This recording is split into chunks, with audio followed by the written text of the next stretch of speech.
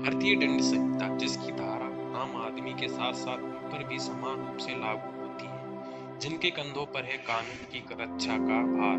और जब कोई कानून का रखवाला इस दंड संहिता के घेरे में आता है तो उसकी जांच शुरू हो जाती है और वह अपने पद पर रहकर उस जांच में कोई विघ्न न डाल सके। इसीलिए जब तक जांच पूरी नहीं हो जाती तब तक उसे कर दिया जाता है सस्पेंड।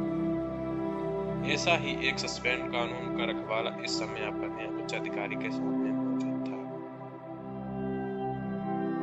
सर, क्या मैंने जान सकता हूँ कि मुझको सस्पेंड क्यों किया जा रहा है? क्या कसूर है मेरा? तुम पर अपने पद और ताकत का दुरुपयोग करते हुए भारत नगर के एक बैंक में तोड़ फोड़ करने का और वहां के सम्मानित नागरिक और उसके आदमियों से मारपीट करने का आरोप है। यह भारत नगर पुलिस कमिश्नर का आरोप पत्र है और ये तुम्हारे खिलाफ गवाह बैंक मैनेजर मिस्टर अवस्थाई और इंस्पेक्टर राज कतली। मैंने तो इनके बैंक में डाका पड़ने से बचाया और इंस्पेक्टर कतली की जान लुटेरों से बचाई। मेरे बैंक में कभी कोई डाका नहीं पड़ा। मैंने इंस्पेक्टर स्टील को कभी नहीं देखा। ये सब झूठ है। सच और झूठ की जांच होगी और जब तक वह जांच पूरी नहीं हो जाती तब तक तुम सस्पेंड रहोगे। भारत नगर पुलिस कमिश्नर और माफिया बॉस गुंगा ने जो साजिश रची थी उसमें वे पूरी तरह सफल हुए थे। स्टील सस्पेंड हो चुका था,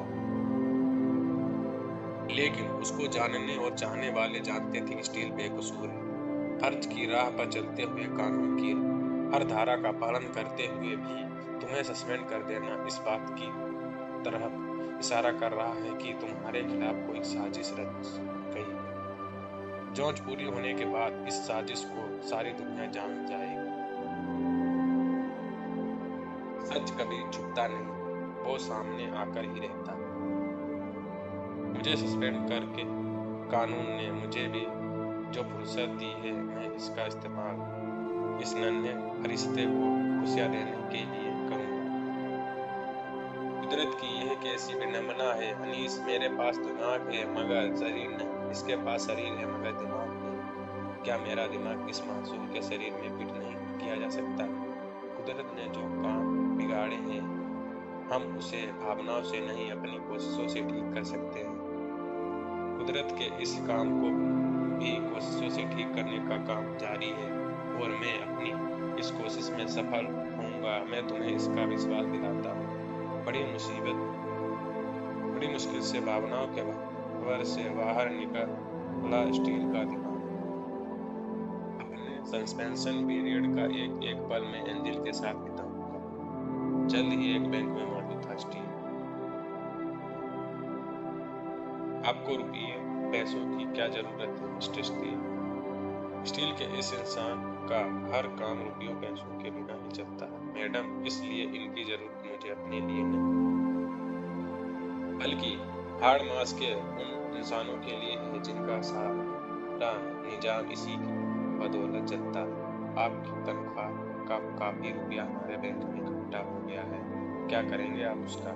इसे संभाले रखिए। जल्द ही आपके साथ साथ सारी दुनिया जान जाएगी कि मैं उसका क्या करने वाला हूँ। राजनगर में एंजिल का दिल बहलाने के लिए एक ही जगह उपयुक्त है, चिल्ड्रन वर्ल्ड। एंजिल को खुशियां देने की सोचता स्टीव क्या जानता था कि गम और परेशानियां भी उसे अपने शिकंजे में जकड़ने के लिए बेताब नजर आ रही थी। सर गुंगा, मैं जोंगले बोल रहा हूँ। स्टील इस समय मेरी नजर में है, बताइए क्या करूँ? उसका पीछा करो और हर पल की मुझे खबर दो। जल्द ही मैं उसे मौत के लिए तड़पने के लिए मजबूर कर दूंगा जिसने गुंगा को बोलने के लिए मजबूर कर दिया।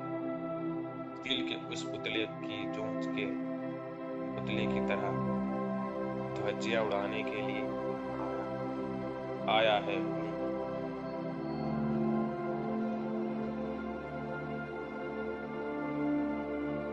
जिसने स्टील को अपनी चपेट में लेना था, लेकिन स्टील को इसकी भनक भी नहीं थी। इतनी सारी टिकटों का आप क्या करेंगे पता नहीं, लेकिन इनमें से एक भी टिकट मेरे एंजल के चेहरे पर मुस्कुराहट ले आई तो मैं इन सब की खरीदारी सार्थक समझूंगा।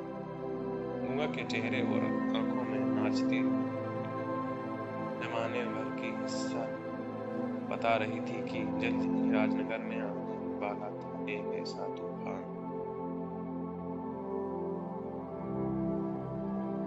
अजीब तरह की आवाज है इस लंबे चौड़े इंसान की। ढेर सारी टिकटें खरीद कर स्टील एंजल के साथ चिल्ड्रन वर्ल्ड के अंदर पहुंचा। बेटे, यहाँ झूला नहीं मिला है, इसीलिए ठहरता हूँ, तुम उसमें जाकर बैठो। ओह, जवाब में इनकार में हिले एंजल के सिर ने स्टील को एक बार फिर परे पैसोपस में डाल दिया और अभी वह एंजल को कुछ और बोल पाता उससे पहले उसे सुनाई दी झूला ऑपरेटर की आवाज। भाई साहब, ऐसी भी क्या कंजूसी, जब बच्चा जिद कर रहा है तो बैठ क्यों नहीं जाते? झूले के चालू होने में बस तुम्हारा ही इंतजार है। ओह, अब तो बैठना ही होगा। आओ एंजल। लेकिन झूला भी चालू नहीं हुआ। क्या हुआ भाई, इसे चालू क्यों नहीं करते? स्टील एंजल को लेकर बैठा। मैंने झूला चालू करने का स्विच दबा दिया है, मोटर रोलर सभी कुछ घूम रहा है, लेकिन फिर भी झूला चल क्यों नहीं रहा? ओह, शॉर्ट सर्किट हो गया। कैसे? जिस सवाल ने ऑपरेटर के दिमाग को चक्कर गिन्नी बना रखा था उसका जवाब स्टील के पास था। 450 किलो के इंसान को झूले में बैठने के मजबूर करोगे, ये तो होगा ही। आओ एंजल, अब यहाँ चले, हम तुम्हें रेलगाड़ी में छोड़। सॉरी सर, अचानक शॉर्ट सर्किट हो जाने के कारण रेलगाड़ी सभी की बिजली फेल हो गई है, अब ये नहीं चलेंगे।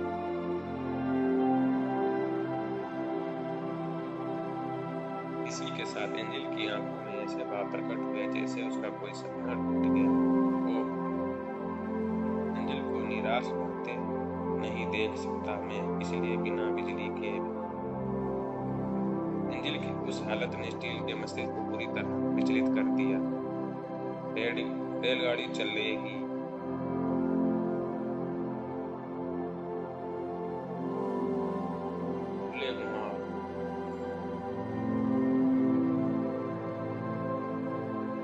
एंजल के साथ साथ बाकी बच्चों के बच्चे खुशी से उठे थे। गूंजने लगी थी खुशी से भी बच्चों की किलकारियां, जिन्हें अपने दिलो दिमाग में महसूस कर रहा था स्टीव।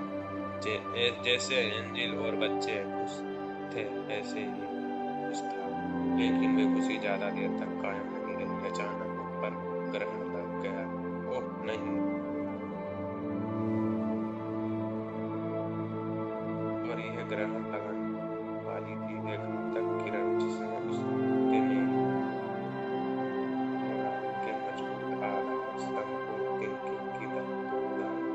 इसमें सवार थी वे 60 जिंदगियां जो मौत के मुंह में सामने जा रही थी। स्टील की आंख के सामने मेरे पास सिर्फ 2 सेकंड, इतने थोड़े समय में मुझे झूले तक पहुंचकर से थामना।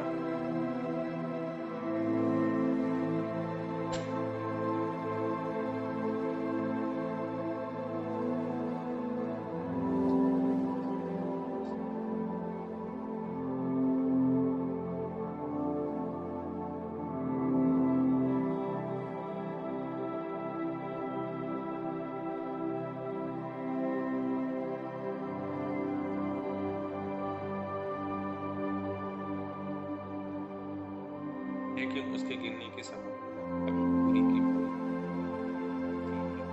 हमें झूले का बैलेंस बनाए रखना सीखी। ठीक समय पर पहुंचकर स्टील चुका था, लेकिन सभी संभावना उस समय धरी की धरी रह गई। जब स्टील ने झूले को सही सलामत जमीन पर